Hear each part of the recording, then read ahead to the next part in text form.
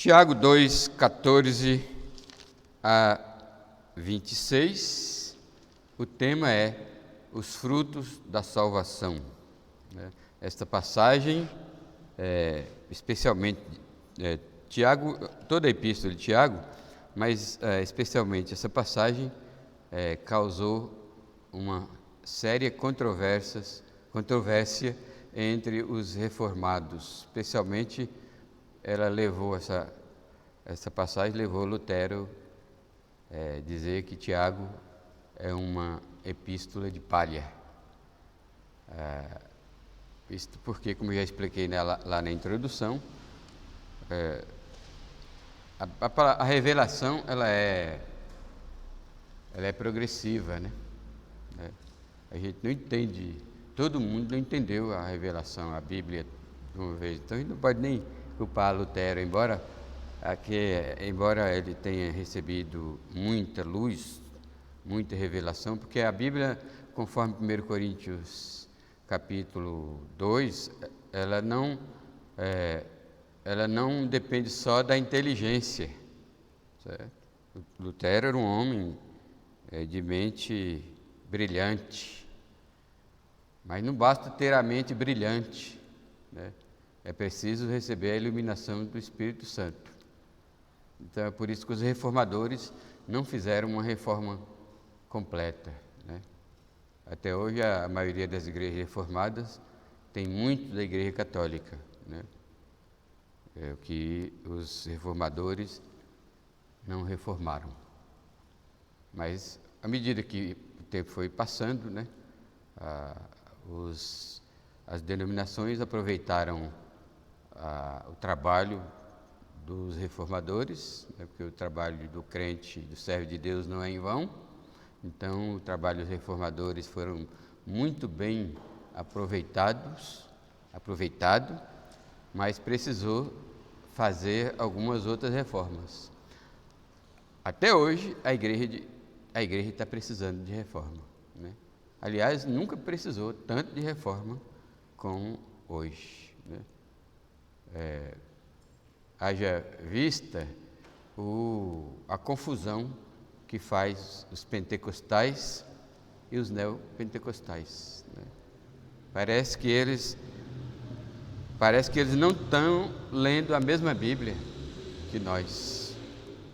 Então a igreja de Jesus Cristo hoje está precisando de uma reforma tão profunda quanto a reforma do século XVI. Então, os reformadores tiveram problema aqui com essa passagem, porque não conseguiram discernir os pontos de vista dos escritores inspirados pelo Espírito Santo, né? Então, primeiro, Lutero estava errado em dizer que Tiago era uma epístola de palha, né, porque contradizia o livro de Romanos. Ora, é ponto pacífico entre os crentes e entre os pregadores e teólogos que a Bíblia é a palavra de Deus exatamente porque não há divergência, não há contraponto, né? Não há diferença entre os autores, né? Então você pode ler Gênesis, como nós estamos pregando em Gênesis, e Gênesis combina, mesmo que a gente está lendo o Novo Testamento, é a mesma coisa. Os autores eram diferentes, a língua era diferente, a cultura era diferente, né, Lucas? Os problemas eram diferentes, mas o autor não era diferente. O autor era um só, o Espírito Santo. Aquele que inspirou a Gênesis foi aquele que inspirou Tiago. Aquele que inspirou Romano foi aquele que inspirou Tiago. Então, os reformadores erraram aqui, mas como errar é humano, então nós não condenamos os reformadores, pelo contrário, damos 1000 graças a Deus por ter os usado como instrumento para arrebatar as sãs doutrinas do baú do Vaticano, do baú do Papa, né? Então, e foi pela força, né? Pela força de Deus. Amém? Foi uma luta. Por isso que Lutero compôs, que ele era compositor e músico, por isso que ele compôs aquela música Castelo Forte é o nosso Deus. A luta era grande, né? Então, era uma luta travada contra demônios, literalmente. Porque a falsa doutrina, o apóstolo Paulo, depois em Timóteo, 2 Timóteo, chama de doutrina de demônios, né? Então, mas os reformadores não tinham culpa, não. Foi como a pregação de hoje. Abraão, ô Lucas, bem-vindo, viu? Parabéns, agora você está homem sério, olha a cara dele como está sério, ó.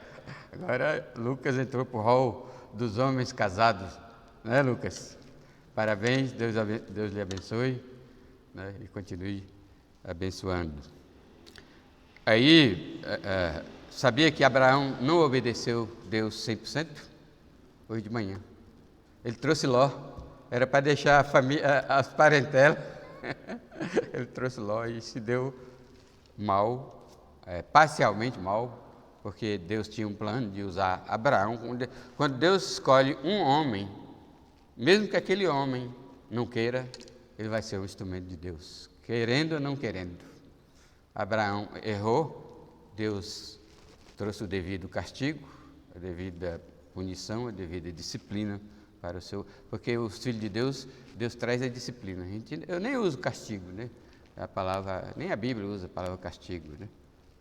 Frequentemente usa juízo, né? Mas é disciplina. Deus disciplinou Abraão, mas depois restaurou. Abraão o crente tem que ser assim, como Abraão.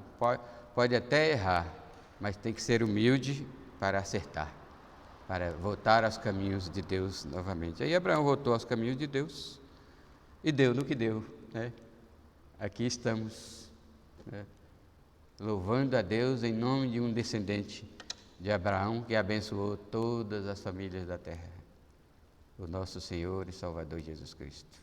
Por isso que Abraão é o pai da fé. Muito bem, aí Tiago e Paulo não se contradizem, mas se complementam, certo? Os reformadores deviam ter pensado o contrário, se tivesse o discernimento da época, que nós temos na época, assim mesmo não é todos que têm não, certo? Os pentecostais reivindicam salvação por boas obras, ou pelo menos reivindicava, e um dos versículos que ele citava era esse, aí, tá vendo? Fé sem obra é morta, né? Eu cansei de pregar para pentecostais o evangelho, falar da salvação unicamente pela fé, pela graça de Deus. Eles dizem, não, de jeito nenhum, você tem que trabalhar para conseguir, né? Às vezes eu perguntava para uma pessoa da Congregação Cristã do Brasil, se você tem certeza que se morresse hoje iria para o céu? E ele respondia, estou trabalhando para isso, né? Parece que nunca leu a Bíblia. Em Romanos capítulo 4 diz, ao que não trabalha, porém crê naquele que justifica o ímpio. Inclusive a Bíblia usa os termos que eles usam, mas eles não leem a Bíblia e não entendem, ou se lê, não entende. Aquele que não trabalha, porém crê naquele que justifica o ímpio, a sua fé será lhe reputada por justiça, né? Então Tiago e Paulo não se contradizem, pelo contrário, eles se complementam. Então a aparente contradição vem de um mau entendimento dos reformadores, principalmente, e os de hoje também, as pessoas de hoje. O que eles entenderam? O propósito de Tiago. Qual era o propósito de Tiago? Quem se lembra da introdução? O propósito de Tiago era acordar aqueles crentes que se sustentavam na sua declaração de fé. Eles diziam, eu tenho certeza da minha salvação e isso nos basta, né? E eles estavam redondamente errados. Tiago explicou que não é suficiente uma declaração de fé, né? A declaração de fé é importante, desde que acompanhada com as evidências daquela declaração de fé. Aí, então, a aparente contradição vem de um mal-entendido. Primeiro, do propósito da epístola, que eu mencionei, que era acordar o povo que se contentava apenas com a declaração doutrinária. Segundo, com os destinatários, que era esse mesmo povo, né, o povo que vivia na ilusão, né, como muitos hoje, né. Aqui na igreja, uma época, teve um pecador que não queria se arrepender de forma nenhuma, mas ele saiu repetindo: eu sou salvo, eu vou para o céu, eu vou para o céu. Ilusão, né? E as definições das palavras fé e obra. Essa era a confusão. Contrapondo que, ao olhar de muitos, principalmente dos reformadores, a palavra e obra se chocavam, se contrapunham, né? Mas a palavra fé e obras, elas são cooperadoras, né? Ela faz parte de um jargão filosófico chamado... Então, como eu estava dizendo, a confusão está em torno do propósito, do destinatário e das definições das palavras fé e obras, né? Porque fé e obras não são antagônicas, não são opostas entre si, não lutam contra, ela é um antinomismo, elas correm paralelo, né? Os dois são verdades. Aí Paulo fala em entrar na vida cristã. É diferente. O ponto de vista de Paulo, ele está falando do ponto de vista de um incrédulo querendo entrar no céu, querendo entrar na vida cristã, no estilo de vida cristã. Aí Paulo diz: não é por esforço, não é por merecimento, não é pelas obras da lei, não basta ser judeu, não é por obras, para que ninguém se glorie, né? Agora, Tiago não, ele fala do ponto de vista de pessoas afirmando a ortodoxia com base em sua certeza de salvação. A certeza da salvação não se concretiza por uma declaração de fé, de jeito nenhum, né? E nem pela ortodoxia. Ortodoxia significa doutrina correta. Você pode ter a doutrina mais correta e não ser crente, né? Ortodoxia não é tudo, né? Ortodoxia pode até levar muitos para o inferno, muitos podem ir para o inferno dizendo: eu creio em Cristo como meu Salvador.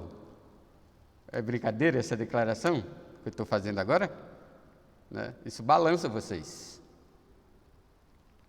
Entretanto, durante sua vida, viveu como um pagão, né? Ele viveu como um pagão, morreu como um pagão, dizendo: eu sou salvo, eu creio em Cristo, Ele morreu por mim, né? Mentira, a vida dele não demonstrou. Outra coisinha aqui, Paulo usa a vida de Abraão como exemplo do Antigo Testamento de ser declarado justo com Deus antes da circuncisão, antes da lei, né? Baseado unicamente na graça inicial de Deus e na resposta de fé apropriada. Então, Abraão é citado como alguém que foi exemplo de ser justo pela sua fé, antes mesmo que houvesse obras da lei, né? Circuncisão e etc. Agora, Tiago não, Tiago fala das obras, das obras não como regras judaicas, mas uma demonstração de amor, ou o amor em ação, né? Porque para Tiago, assim como para João, nas epístolas, uma das evidências de que eu sou de Deus é que eu amo. Está claro, quem não ama ainda está nas trevas, lá em João, né? Tiago tem essa mesma pegada. Mais uma coisinha aqui, Paulo fala do início da caminhada da fé de Abraão. Tiago fala de suas características, das características que Abraão evidenciava em seu viver, né? Começando até mesmo pelo nascimento do Isaac, né? e até mesmo culminando. Tem muitas coisas ali na vida de Abraão, muitas características, mas o nascimento de Isaac e a oferta de Isaac, a disposição de oferecer Isaac como sacrifício, né? O autor que eu pesquiso nos meus estudos filosóficos, para mestrado e doutorado, ele chama isso aqui ele chama o paradoxo. Como é que Abraão, sabendo que é pecado matar, não matará, não existia a lei, mas existia informalmente, né?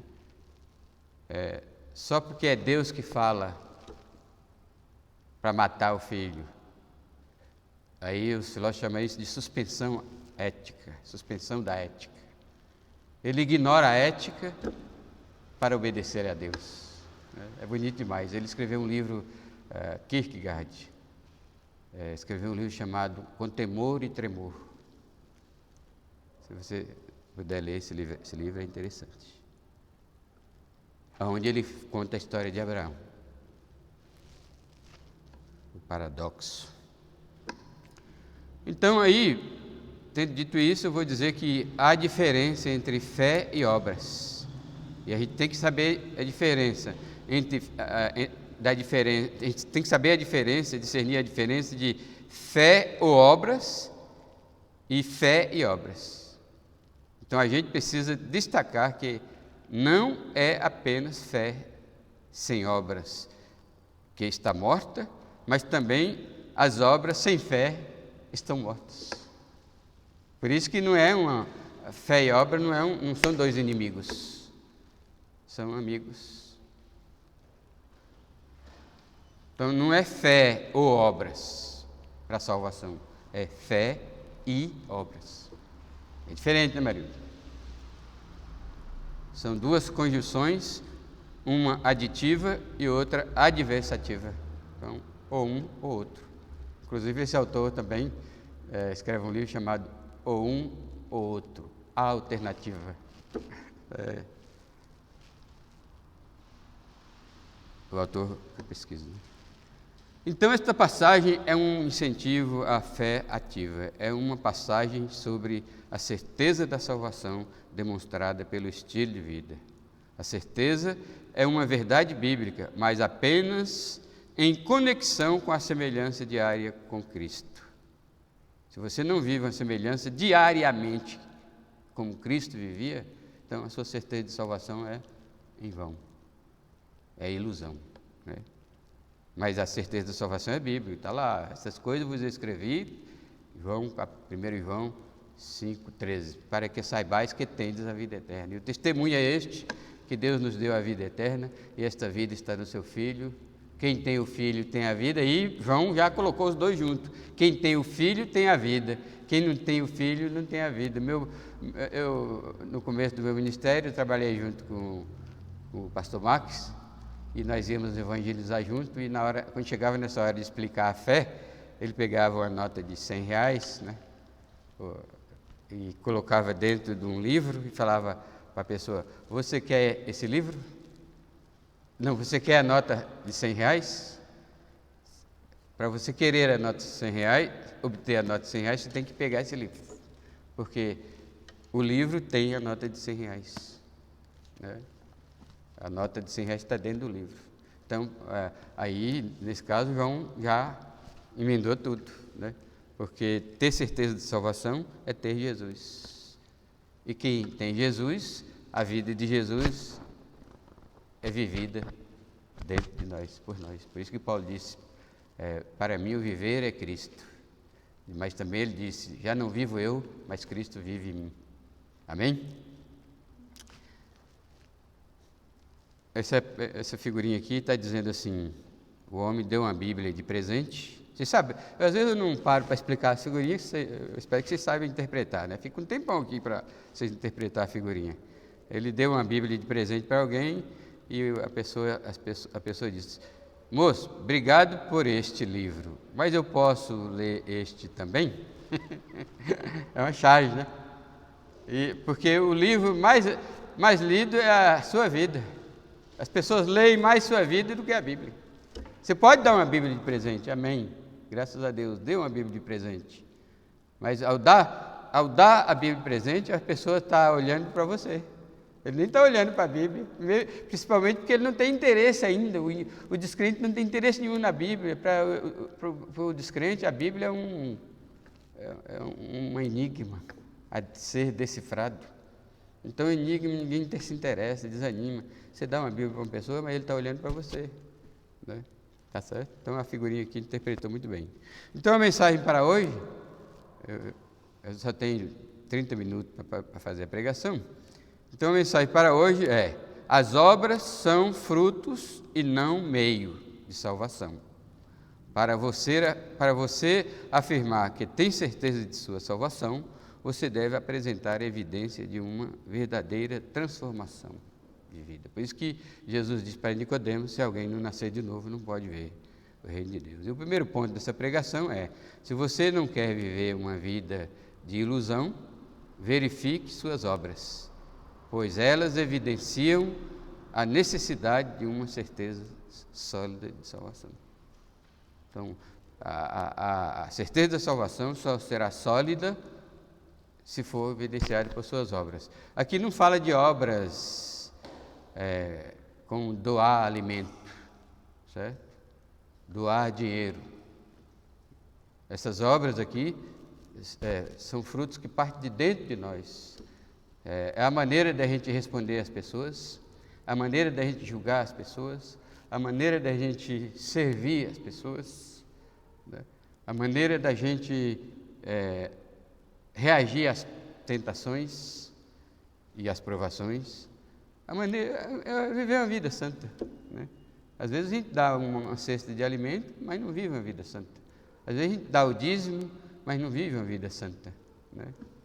Então, essas obras incluem, né? Porque Tiago, o Tiago usou apenas como exemplo. Se alguém vê seu irmão padecendo necessidade e disser simplesmente: vai em paz e te aqueça, né? Isso aí é hipocrisia. Aí Tiago está explicando a hipocrisia que eu expliquei a semana passada. Mas isso não é tudo. Aliás, ali vai explicar o sentido da palavra amor, né? Então, aí Tiago, o versículo 14 até o versículo 14, 15 e 17, porque eu coloquei 17. 14 diz assim: meus irmãos, qual é o proveito se alguém disser que tem fé, mas não tiver obras? Aqui, esse trecho gira sempre em torno do que alguém poderia dizer, um diálogo entre duas pessoas. O Tiago aqui está imaginando um diálogo com pessoas, entre duas pessoas, né? Ele começa assim: qual é o proveito se alguém disser, aí o diálogo começou, que tem fé, mas não tiver obras. Se alguém disser para o seu interlocutor: eu tenho fé, aí o interlocutor diz: mas você não tem obras. Aí Tiago diz: que proveito tem? Qual é o proveito que Tiago está dizendo aqui? Galardões ou salvação? Salvação, né? Tiago não menciona os galardões, menciona a salvação. Você é salvo se a sua vida, seu estilo de vida dá prova disso. Aí, por isso que ele pergunta: pode acaso semelhante fé salvá-lo? Né? E Tiago está falando aqui da palavra da salvação da alma, não é salvação física. Algumas vezes a salvação na Bíblia é física, né? Deus lhe salvou de um acidente, né? Se Deus tivesse salvado aquelas 10 pessoas que morreram no Capitólio lá de uma vez, né? Mas Deus não quis salvar. Se eles tivessem sido salvos, era salvação física. Deus me salvou no dia que eu caí do telhado, né? Salvou de morrer, né? Se um irmão ou uma irmã, aí a ilustração aqui é o seguinte: se um irmão ou uma irmã, na conversa dos dois personagens aqui, se um irmão ou uma irmã estiverem carecidos de roupa e necessitados de alimento cotidiano, e qualquer dentre vós lhes disser: ide em paz, aquecei-vos, fartai-vos, sem contudo lhes dardes o necessário para o corpo, qual é o proveito disso? Aí volta a pergunta do início: pode acaso semelhante fé salvá-lo? Tiago, de forma alguma, está dizendo que a salvação é por boas obras. Ele está dizendo que as boas obras são autênticas, autentica a fé. As boas obras são a autenticidade da fé. Nós mostramos que a nossa fé é autêntica pelas nossas boas obras, nossa maneira de se comportar, de agir perante o próximo, perante as tentações, perante as situações e circunstâncias da vida, né? Isso como estilo de vida, tá certo? Não como tentação, e como tentação também, né? Porque se você é atraído pela tentação e cai, né? E cai frequentemente, então alguma coisa está errada com você. E, mais uma vez, eu lembro a vocês que eu não escrevi essa passagem, é Tiago que está falando, só estou explicando o ponto de vista de Tiago e o ponto de vista de Paulo, que os dois estão falando sério. Paulo está falando que a salvação é unicamente pela fé, mas porque Paulo está falando da entrada, da conversão, mas Tiago não, simplesmente a fé não basta, ela tem que ser confirmada pelas obras, porque para Tiago a fé transforma vidas. Alguém que diz ter fé e não tem uma vida transformada, a fé dele é nula, não existe, simplesmente não existe. Então vamos para frente. Esse é o ponto primeiro. Se você não quer viver de ilusão, então verifique as suas obras, se elas são obras que confirmam a sua salvação ou não. Ou se você confirme e verifique a existência de obras, né? Para que a sua fé salvadora seja uma fé sólida. Amém? Segundo ponto aqui, se você é realmente um salvo, você tem que se pôr em xeque o tempo todo: eu sou salvo, né? Essa é a única preocupação e ansiedade que não faz sofrer. Pelo contrário, edifica. Senhor, eu sou salvo, eu estou no caminho do céu mesmo, né? Então, se você é salvo realmente, suas obras o demonstrará, pois as obras evidenciam a presença da fé salvadora. Não basta dizer sou salvo pela fé, né? É bonito e é verdade, mas não basta, né? O versículo 18 diz assim: mas alguém dirá, continuando o diálogo dos dois interlocutores simultaneamente, mas alguém dirá: tu tens fé e eu tenho obras. Mostra-me essa tua fé sem obras, e eu com as obras te mostrarei a minha fé. E essa você não pode andar na contramão, a direção é esta. Não é a fé sem obras que confirma a sua certeza da salvação, são as suas obras produzidas pela fé que vai mostrar que você tem fé, né? Então volta lá no começo da introdução, quando eu disse, não é fé ou obras, é fé e obras, as duas andam juntas, é o famoso antinomismo. Então, mas alguém dirá: tu tens fé e eu tenho obras. Mostra-me essa tua fé sem obras e eu te mostrarei com as obras a minha fé. Aí Tiago junta aos interlocutores aqui, né, e pergunta: você crê que Deus é um só? Fazes bem, certo? Crê que Deus é único, né? O famoso Shema, né, de Deuteronômio capítulo 6, que é repetido para os judeus, né? Ó Israel, o nosso Deus é o único Deus, né? Eles fazem essa declaração, mas essa declaração por si só não vale a pena. É o que Tiago está explicando. Você crê que Deus é um só? Oh, bela declaração doutrinária, mas não lhe salva. se você não tiver as evidências da transformação de sua vida. A justificativa aqui, o argumento de Tiago é: até os demônios creem e tremem, né? Se você quiser encontrar com um personagem extremamente ortodoxo, marque um encontro com um demônio. Satanás é o ser mais ortodoxo que existe. Ele crê em tudo que está na Bíblia. O diabo não age por falta de fé, né? Ele crê. Quando isso foi demonstrado na Bíblia inteira, especialmente na tentação de Jesus, né? Na tentação de Jesus, né? Ele confessou a sua doutrina sobre o Filho de Deus, né? Mesmo assim, tentava derrubar o Filho de Deus, porque ele é petulante. O diabo não peca por ignorância, ele peca sabendo. Ele tem uma declaração de fé na ponta da língua. Por isso, não acredite imediatamente na declaração de fé de qualquer que seja. Quero conhecê-lo melhor, quero saber quem você é. Eu quero que você demonstre pelo laboratório da fé, né?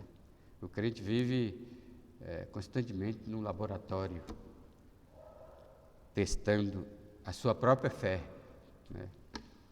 E de vez em quando até a fé dos outros, né? Mas é difícil, a fé alheia é difícil testar. A fé dos outros a gente acaba confiando na declaração doutrinária, mas com a vivência, né? Com a vivência de comer muito saco de sal junto, como o Lucas vai fazer, ele e a Jéssica, da agora em diante, comer muito saco de sal. E Deus abençoe que seja muito mesmo, né? Até que a morte os separe. Aí,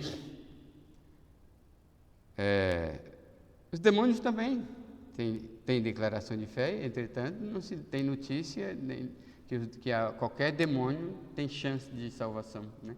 Alguns padres do passado, padres petistas, acreditavam, né, que o diabo tem chance de ser perdoado, né? Duas irmãs que se converteram, que eram do PT, eles se converteram e lá abandonaram a militância. Eles depois receberam a visita de um padre militante, e o padre tentou convencer elas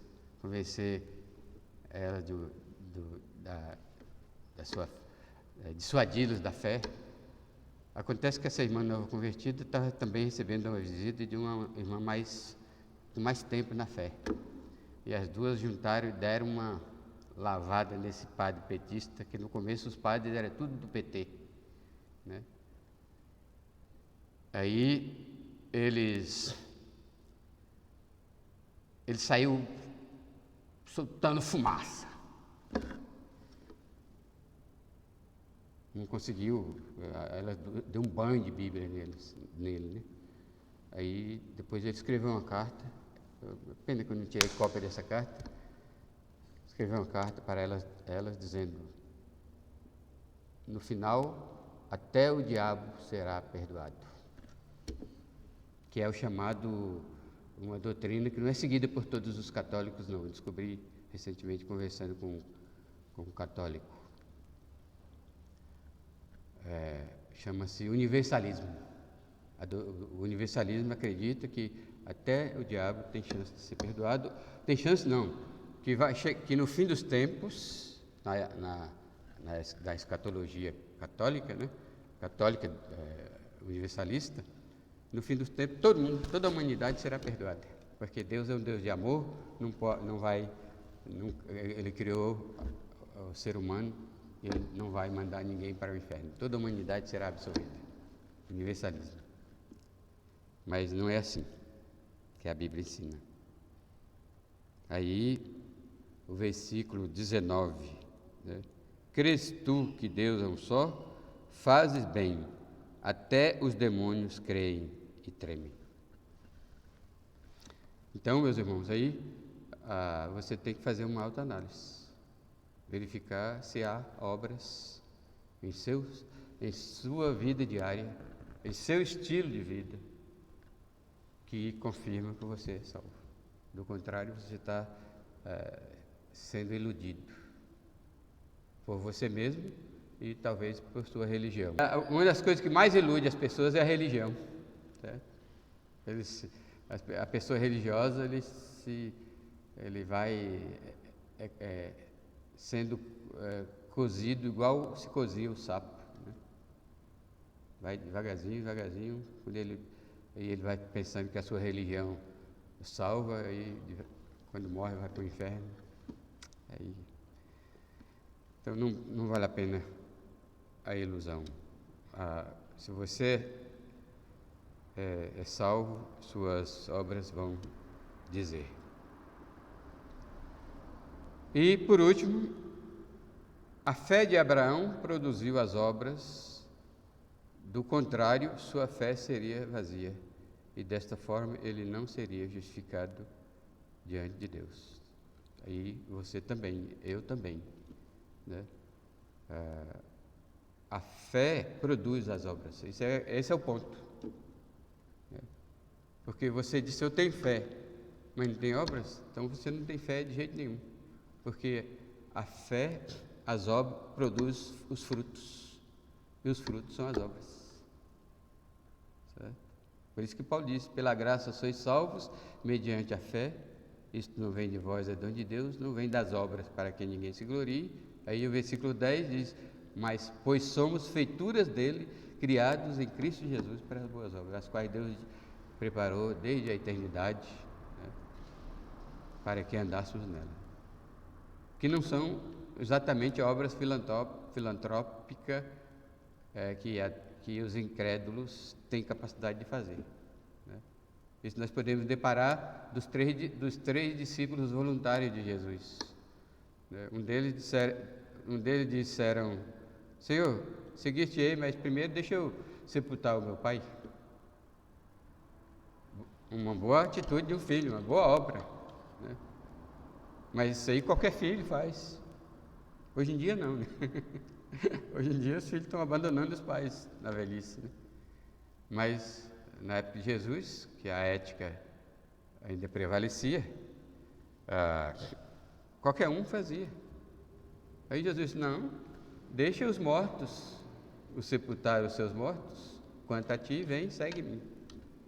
Não, vem, segue-me não, quanto a ti, vem e pregue o reino de Deus. O que Jesus estava dizendo? Pregar o reino de Deus é uma tarefa de quem já pertence ao reino de Deus, certo? Pelo novo nascimento.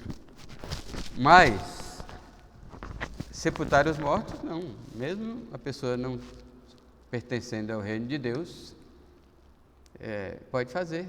Então tem obras no mundo que o crente não precisa ficar preocupado com realizar essas obras. Se houver oportunidade de fazê-las, faça, como diz Paulo, fazer o bem a todos, mas principalmente às famílias da fé. Não cansemos de fazer o bem. Mas quando eu oro pelos pobres, também eu lembro dos ricos, né? E peço a Deus para tocar no coração dos ricos, ajudar esses pobres, porque eles têm condições espirituais e condições materiais. Espirituais porque eles estão mortos espiritualmente, e aí fazer filantropia é uma tarefa que os mortos, quando Jesus diz, deixa aos mortos sepultar os seus mortos, são os mortos espiritualmente, podem sepultar os mortos fisicamente, até melhor do que os que já não são mais mortos espiritualmente, porque os mortos, os que já ressuscitaram espiritualmente, ele tem uma tarefa pela frente que só eles podem fazer. Né? Pregar o evangelho, dar testemunho, ganhar almas, é tarefa dos crentes. Só os crentes podem fazer. Né? Tá certo? Então a fé de Abraão produziu as obras. Do contrário, a sua fé seria também vazia. E dessa forma, ele não seria justificado diante de Deus. Então, a justificação de Abraão foi em decorrência, do ponto de vista que Tiago tinha, é porque a fé produziu obras nele. Claro que do ponto de vista de Paulo, Abraão entrou na justificação pela fé. Mas do ponto de vista de Tiago, depois que entrou na justificação pela fé, a fé produziu as boas obras nele. Então, se em você a fé que você diz ter não produz as obras que confirmam a sua salvação, como na linguagem de Tiago, pode acaso semelhante fé salvá-lo? Né? Então, se a sua fé não produz frutos na sua vida, você está iludido. A surpresa no inferno vai ser grande, né? Porque está escrito na Bíblia que de Deus não se zomba. Aquilo que o homem plantar, ele colhe. Então, plantou ilusão, vai colher decepção. Todos que plantam ilusão colhem decepção. E o sofrimento no inferno dos igrejeiros, famosos igrejeiros, apenas igrejeiros, é quando ele cair no lago de fogo.